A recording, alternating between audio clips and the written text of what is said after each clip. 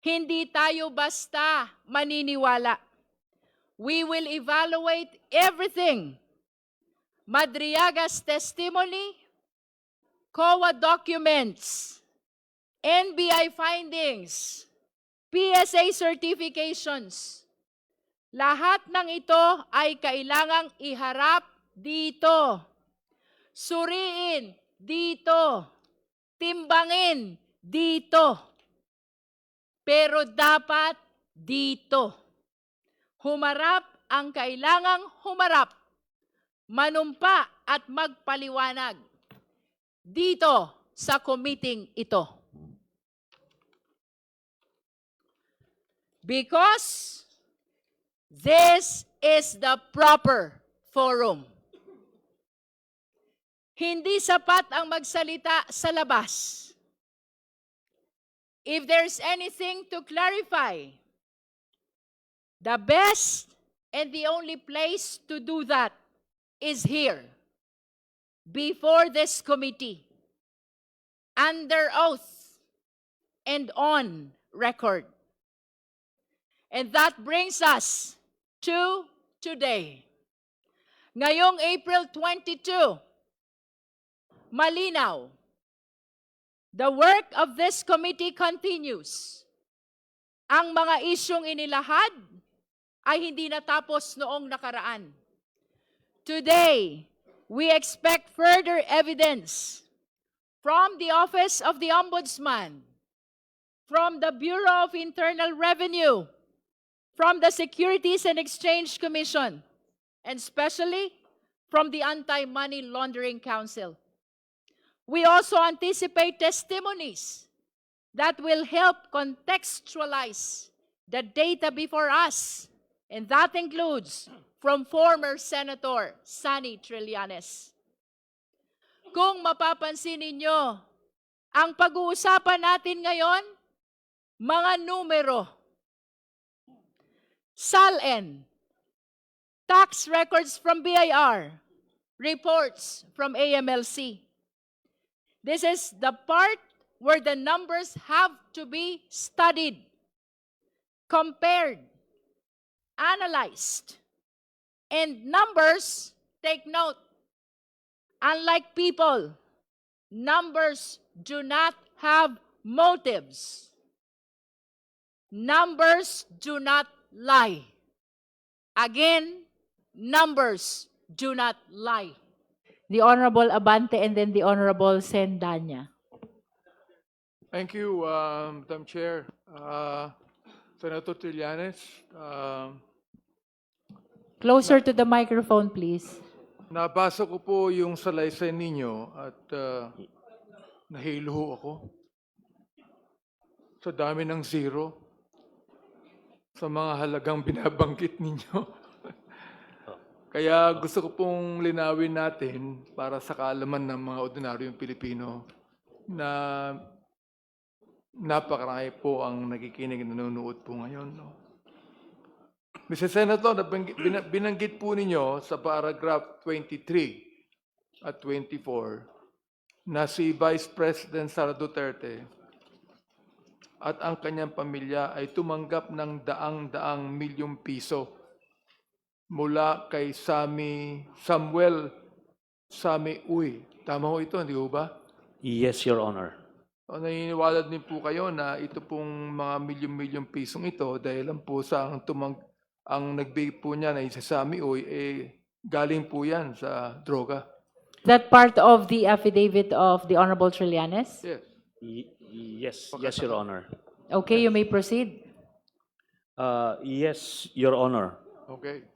Nakalagay po dito sa number 35 ng inyong salaysay, ang mga transaksyong pinansyal ni Sara Duterte at ng mga malapit na miyembro ng kanyang pamilya na nag-uugnay sa kanya kay Sami Uy at sa mga tinukoy na personalidad na sangkot sa droga o drug personalities ay lubhang nakababahala.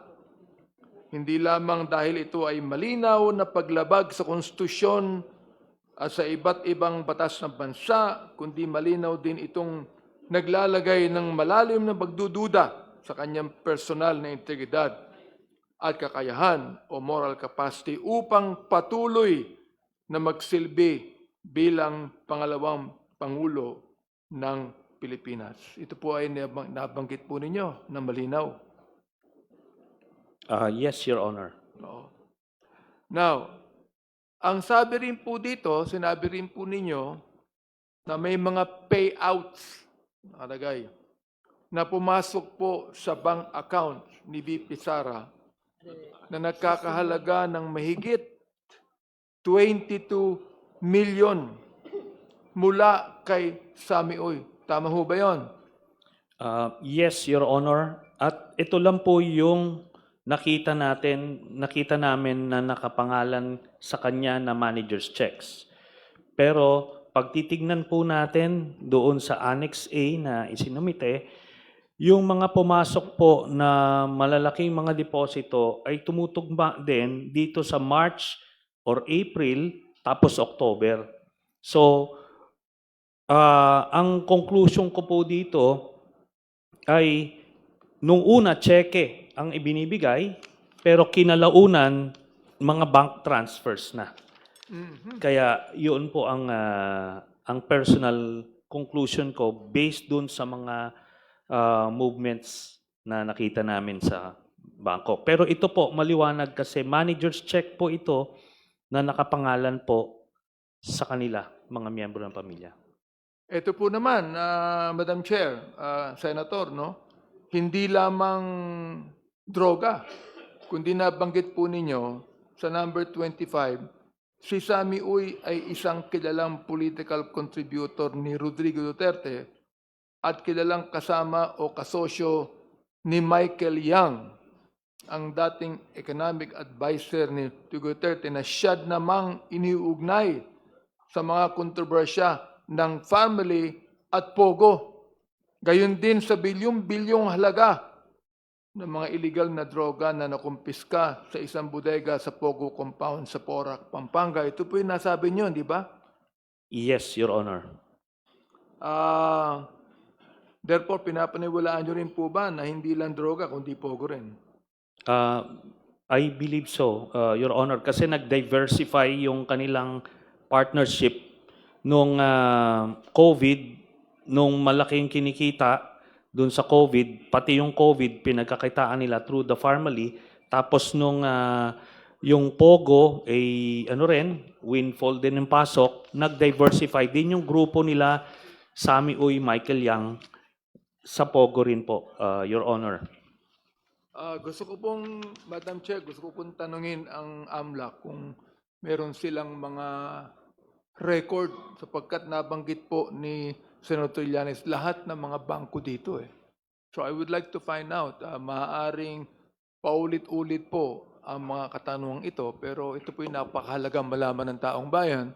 I'd like to find out from AMLAC kung natanggap ho nila lahat ang mga bank records na ito na binanggit po ni Senator Trillanes. Honorable Abante, please be reminded that the subject matter of our subpoena for AMLA are not bank records, but AMLA report Yeah. on covered and suspicious transactions. I stand corrected, Madam Chair. Pero yun po yung katanungan ko, baka mayroon pong covered o suspicious transaction dyan sapagkat napakalaki po ng halaga na sinabi ni Senator Trillanes na ibinigay po ni Sami Uy at ibinangko. Gusto ko rin po malaman kung ito pong lahat ay nasa pangalan ni Vice President Sara.